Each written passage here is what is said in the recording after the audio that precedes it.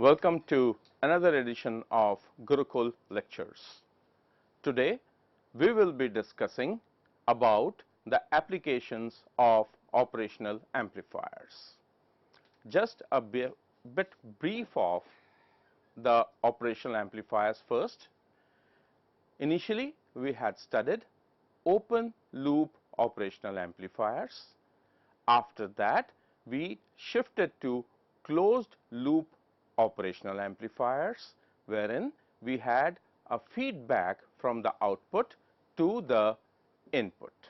We found that the closed loop operational amplifiers offered certain advantages which were necessary for them to act as stable amplifiers. First, after having closed loop, we found that the bandwidth increased, the input impedance increased, the output impedance decreased, and these three are certain qualities that we always look for in operational amplifiers. We also found that the negative feedback of operational amplifiers was advantageous over positive feedback, because with negative feedback we found that the stability increased. Although the amplification factor decreased briefly or by a small amount, yet the stability was much more. So, we would limit ourselves with negative feedback applications of operational amplifiers. So, the first application that we would be discussing today is the use of closed loop operational amplifier as a summing amplifier. What we find that the summing amplifier involves summing of voltages or current in the circuit. Before we discuss the summing amplifier, it is important that we understand where this summing amplifier has a potential application. For example, we all use lifts in multi-storied buildings. We also use washing machines. So, how does a washing machine know or a lift know what is the weight that is being loaded onto it? In washing machine, we all know that when we need to wash a jean, then once it takes in water, its weight becomes quite high compared to when it is dry. Same with lifts. It says, generally a lift says that okay, 1000 odd kgs or maybe 10 persons per lift. So, how does an inanimate object know that a certain weight has been already reached? Therein, there is a transducer in the lift as well as the washing machine, and as more and more clothes or more and more people climb onto the lift, that transducer converts the weight into an electrical signal. That electrical signal, maybe in terms of a voltage or in terms of a current, is then used along with the circuit shown, and we see that addition of this circuit with the transducer helps the lift or the washing machine get an idea the amount of load it is subjected to. So, first let us look at this circuit. We find that there are three resistances R1, R2, R3. Across these resistances we have applied three voltages V1, V2 and V3. Looking at the circuit and after studying open loop configuration and closed loop configuration, we can immediately see that the operational amplifier is configured in a negative mode with a negative feedback. The feedback resistance is the resistance RF.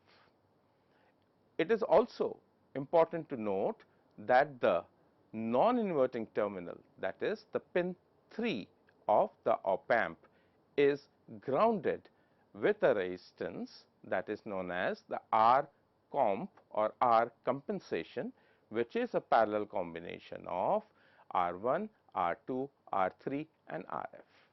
Since this is an amplifier, hence it is but logical that the value of RF will be at least equal to or more than R1, R2 or R3. Hence, parallel combination of R1, R2, R3 and RF will have a value that is smaller than the smallest of these resistances, and which RF cannot be. So, we consider this operational amplifier to be an ideal operational amplifier. Hence, its open loop gain immediately can be seen to be infinity. Input impedance is also infinity. Input bias current, since it is ideal, is 0, and there is therefore no voltage drop across the R compensation. The non-inverting terminal, the input terminal, is at ground potential. Now, looking at the circuit and moving on, we apply Kirchhoff's law at node A, and we find from Kirchhoff's current law that whatever current is entering the node, that should equal the amount of current leaving the node. So, if we look again at the circuit, herein at node A, the total amount of current can be seen as follows. Number 1 is the potential V1. It pushes current through R1 and it comes to the trisection. V2 potential pushes current I2 through R2 and it again reaches the trisection, and V3 pushes current I3 through R3 and again it reaches the trisection. The trisection current of I1 plus I2 plus I3 reaches the node A.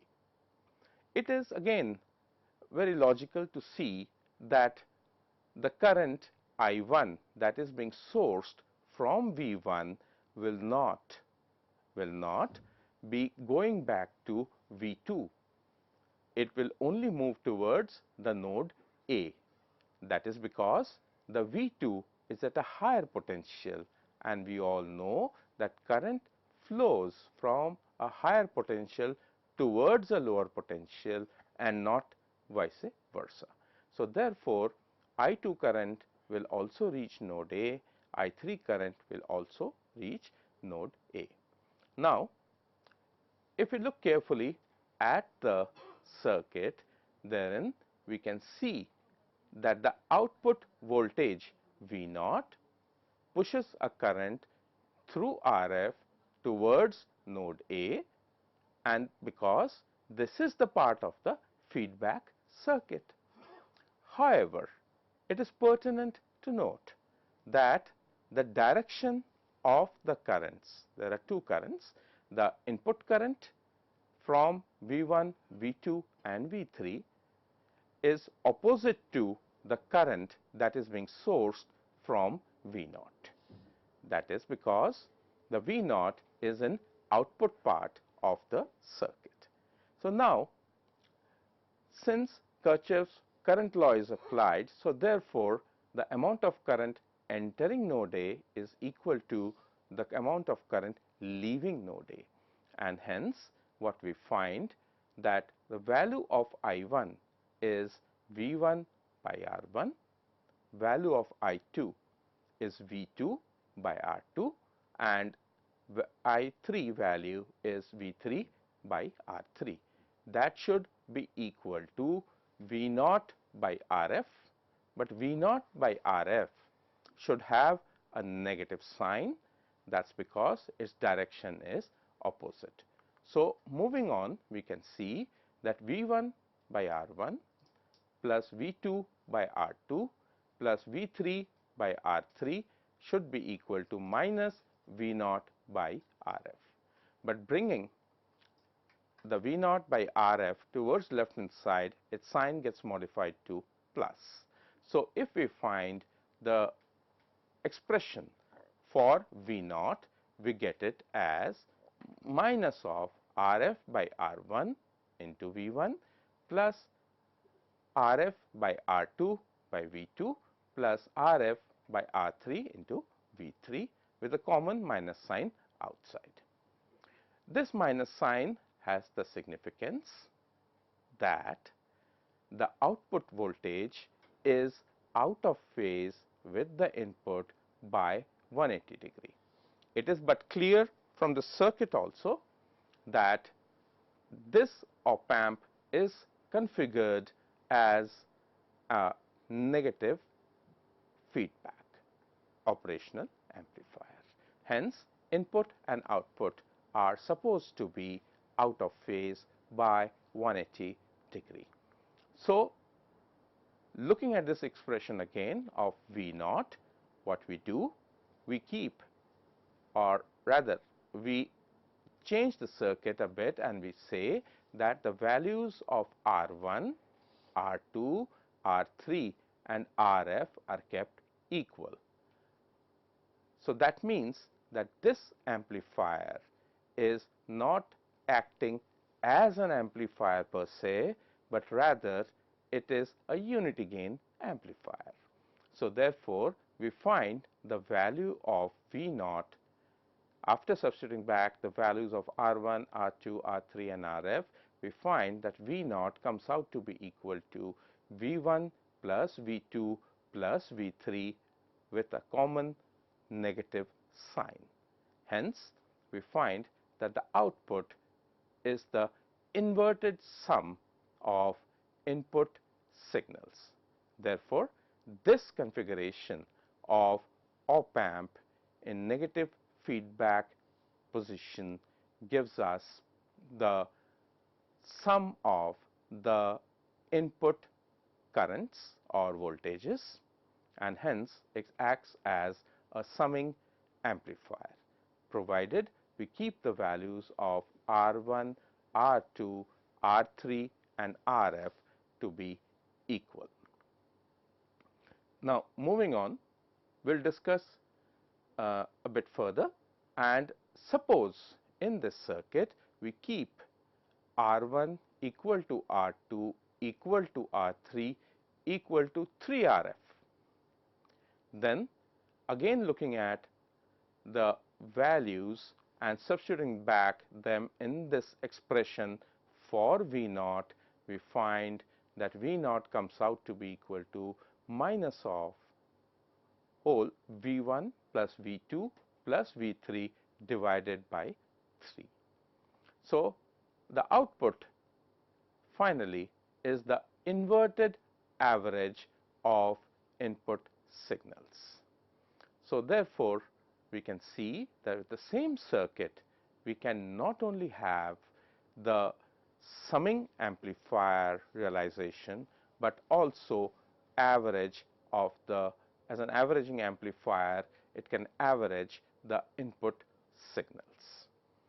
So, just by playing around with the values of the circuit components, in this case the resistance, the feedback resistance and the input resistances, we can realize both summing amplifier as well as the averaging amplifier. Now, shown here in this diagram is the same circuit, but in non-inverting configuration. From our previous lectures, we know that although in the non-inverting configuration, we provide the input to the non-inverting terminal, that is in this case pin number 3. However, the feedback is always kept at pin number 2. Although the signals are not fed into pin number 2, that is, as from the figure you can see that it is grounded, yet we see that the inputs are given to pin number 3. So, again like the previous case, herein we also consider the input voltages to be V1, V2 and V3, which are given to the terminals, that is the non-inverting terminal, in this case pin number 3. Now, looking at the nodal equation at node A, from our earlier lectures we know the concept of virtual ground, and that virtual ground ensures that the voltage at equation A is comparable to the input terminal voltage, that is at pin number 3. Now, looking at the nodal equations at node number A, we can see that V1 minus VA by R1 plus V2 minus VA by R2 plus V3 minus VA by R3 comes out to be 0. It is 0 because in this case the terminal 2, the pin number 2 is grounded. Unlike the previous case wherein we had the feedback as well as the input current both at pin number 2, in this case we have the inputs at pin number 3 and the feedback is coming at pin number 2.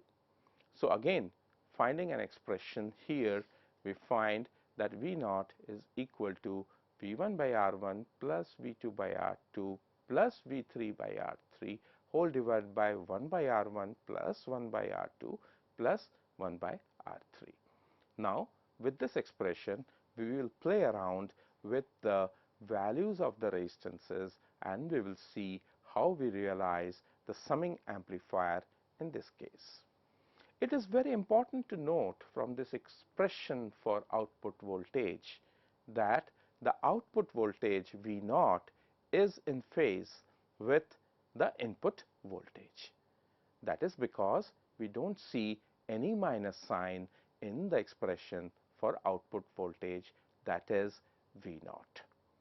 So, in the non-inverting amplifier we write that R1, we rather designate the resistances R1 equal to R2 equal to R3 divided by the value Rf by 2. So, substituting back we find that the V naught comes out to be equal to V1 plus V2 plus V3. Hence, the output is actually the sum of the input voltages or signals. So, summing amplifier, another application of summing amplifier is in the audio mixing, where different sound sources are combined together with different ways to produce a single sound channel. A typical example will be the DJ who blasts music in these parties, the marriage functions and everywhere, where multiple source music is actually sourced to and then added up to make a particular music. Now, the summing is done both for non-inverting configuration as well as inverting configuration. We now look at the subtractor. The subtractor, the complement of the summing is subtraction. So, looking at the circuit we find that there are two types of resistances. One is the R and one is the RF. So, again in this case our main aim is not to make an amplifier, but rather we need to make a subtractor. We need to simulate how subtraction is done in this case. So, looking at the circuit we find that the voltages V1 and V2 are fed directly to both the inputs. So, what we want to do is that we want to subtract one voltage from another. Now, the feedback again is in negative feedback. This operation amplifier is in negative feedback. That is again for more stability, and therefore in this case we see that the RF and R are connected to V2, where RF, one side of RF is connected to V0. The other voltage is connected to two resistances R and R, and one of the R's is grounded and one R at pin 3 has a voltage V1. So, the idea of subtraction is to see that we subtract V2 minus V1. For this, we will take this subtraction in two steps. We will first find the output voltage due to V1 alone, and then the voltage due to V2 alone, and then we will differentiate, or rather find the difference between both of them. So, starting with the output voltage calculation due to V1 alone.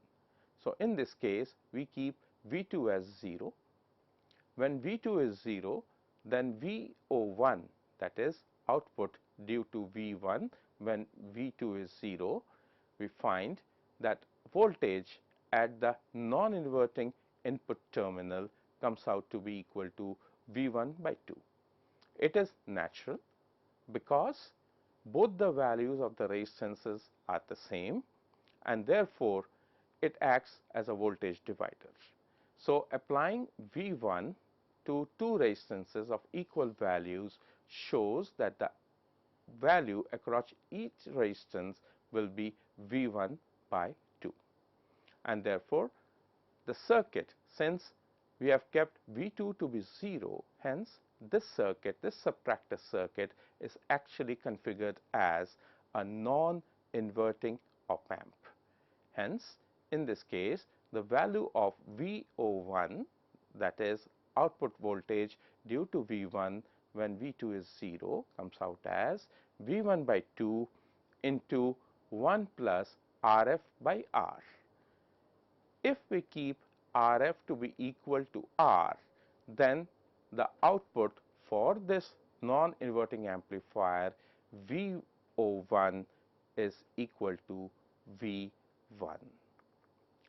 Then again, similarly, we also calculate what is VO2. VO2 is the output voltage due to V2 alone when V1 is kept 0.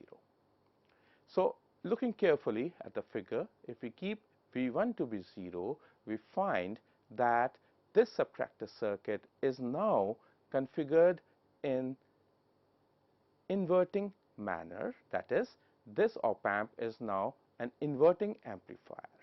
So, the value of VO2 becomes equal to minus V2 into RF by R1, RF by R, and if RF is equal to R, then VO2 is just minus V2. So, what we do now is we find the final output V0, which should be the addition of V01 minus V0 minus of VO2, that is in this case VO1 plus VO2, that is V1 minus V2. Hence, final answer for this output gives us the differences of the two input signals, that is V0 is equal to V1 minus V2. Okay. Now, what we have done? We have done summing amplifier and subtraction using op-amp. In the summing amplifier, what we have seen is that we can also do averaging. So, right now we will see what happens and what other applications we can discuss of the op-amp in the next edition. Thank you so much.